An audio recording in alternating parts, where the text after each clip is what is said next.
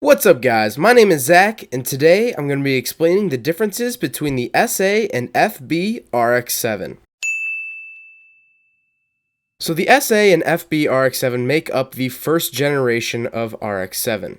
The SA was made from 1979 to 1980, and the FB was made from 1981 to 1985. But first, a little bit of history.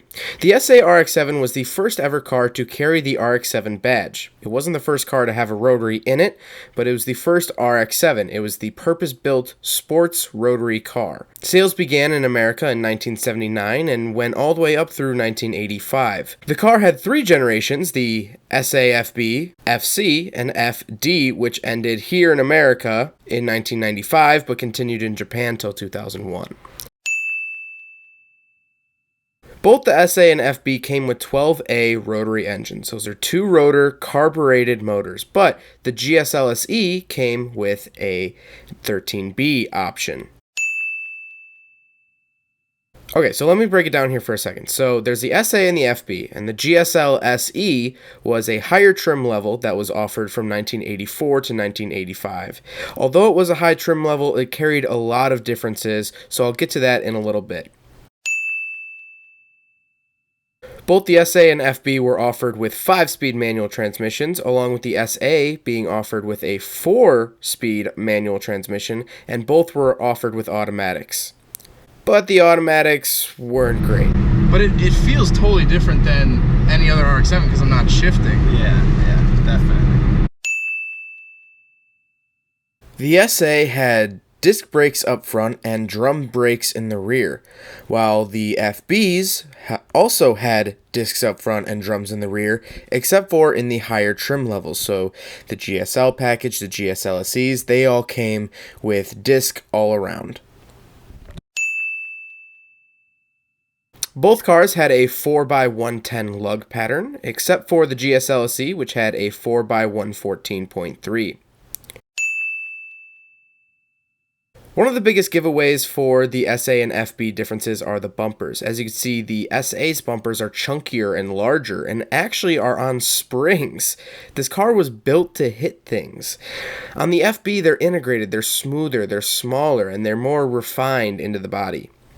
That also carries with the rear taillights are different for each model. The interiors of the FB and SAs are pretty different, but there's a catch. Alright, so here's how it breaks down. Basically, there's two main types of interiors. We'll just call them Interior 1 and Interior 2. Interior 1 went from 79 to 83, so the SA and the first half of the FB shared the same interior with some minor tweaks, but for the most part, it was pretty much the same. Then, 84 and 85 got a whole brand new interior, at least in the US. In other countries, it stayed the same interior all throughout, and there were differences, but the US spec got a new interior in 84 and 85.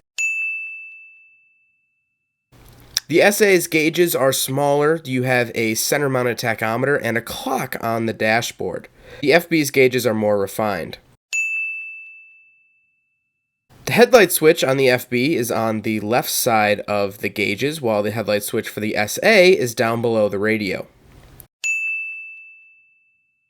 The radio in the SA is very 70s, very bare-bone, basic. That's it. That's all you got, AM, FM. The FB's radio was very 80s. You got these equalizers, you got the quartz clock in the middle. It was a lot better radio.